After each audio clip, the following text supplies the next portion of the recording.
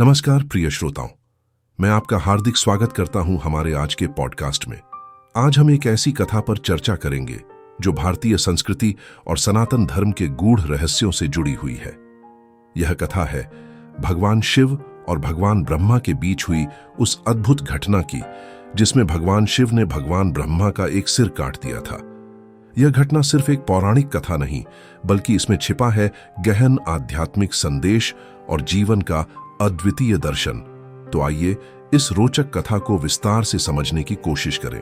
पौराणिक ग्रंथों में वर्णित है कि जब सृष्टि का आरंभ हुआ तो भगवान ब्रह्मा को सृष्टिकर्ता की भूमिका दी गई। उनके 4 मुखों ने चारों दिशाओं का प्रतिनिधित्व किया और उन्होंने अपने 5वें मुख से आकाश को निहारा।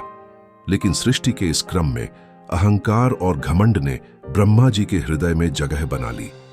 उनका मानना था कि वे ही सर्वोच्च हैं क्योंकि उन्होंने समस्त संसार को रचा है।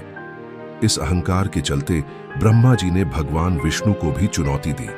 कहा जाता है कि एक बार ब्रह्मा और विष्णु के बीच यह विवाद उत्पन्न हुआ कि इनमें से कौन श्रेष्ठ है। तभी वहां भगवान शिव प्रकट हुए। शिव जी ने उन्हें यह दिखाने का प्रयास किया कि ईश्वर के स्वरूप को समझना किसी के लिए भी संभव नहीं है।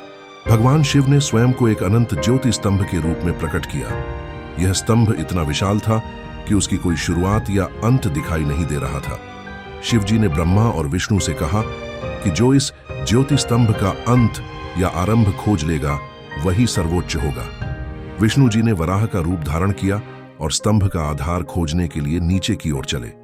वहीं ब्रह्मा जी हंस का रूप लेकर ऊपर की ओर उड़ गए, इस प्रयास में कि वे स्तंभ के शिखर तक पहुंच जाएं। विष्णु जी ने बहुत प्रयास किया लेकिन स्तंभ का अंत नहीं मिल पाया। अंततः उन्होंने अपनी हार मान ली और वापस लौट आए। लेकिन ब्रह्मा जी ने छल का सहारा लिया।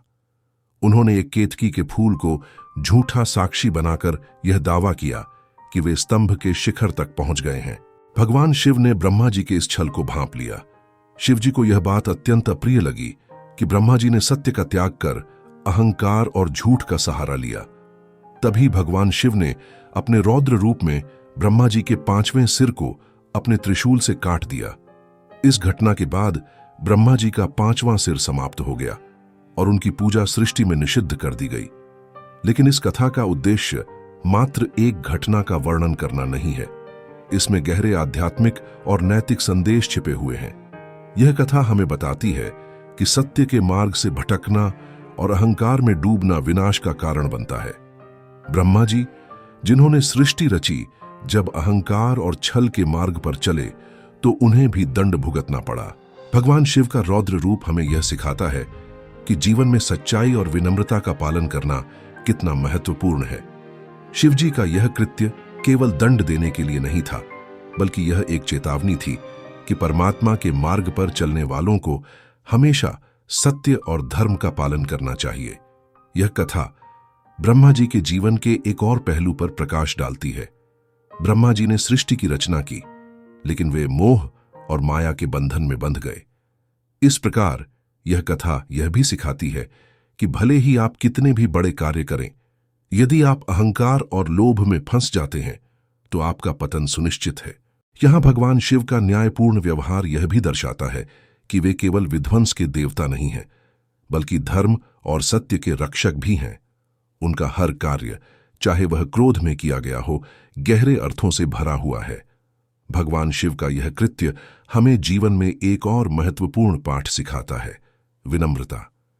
किसी भी प्रकार का ज्ञान, संपत्ति या उपलब्धि तब तक अधूरी है जब तक उसमें विनम्रता का समावेश न हो। ब्रह्मा जी का 5वां सिर अहंकार का प्रतीक था और शिव जी का उसे काटना यह दर्शाता है कि अहंकार को त्यागे बिना आध्यात्मिक उन्नति असंभव है।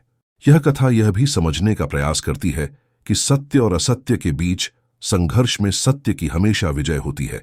भले ही ब्रह्मा जी ने केतकी के फूल को साक्षी बनाया, लेकिन अंततः शिव जी ने उनकी सच्चाई उजागर कर दी। श्रोताओं, यह कथा सिर्फ पौराणिक आख्यान भर नहीं है। इसमें छिपे संदेश हमें आज के जीवन में भी प्रेरित कर सकते हैं। हमारे जीवन में भी कई बार अहंकार, लोभ और छल हमारे सही मार्ग को बाधित करते हैं। इस कथा से हमें प्रेरणा लेनी चाहिए कि चाहे परिस्थितियां कैसी भी हों, हमें सत्य और धर्म का पालन करना चाहिए। अंत में भगवान शिव की यह कथा हमें यह भी सिखाती है कि हर व्यक्ति को अपने भीतर झांकना चाहिए। अपने भीतर के अहंकार और असत्य को पहचानकर उसे समाप्त करना ही सच्चा आत्मज्ञान है। तो प्रिय श्रोताओं, यह थी भगवान शिव और भगवान ब्रह्मा की प्रेरणादायक कथा।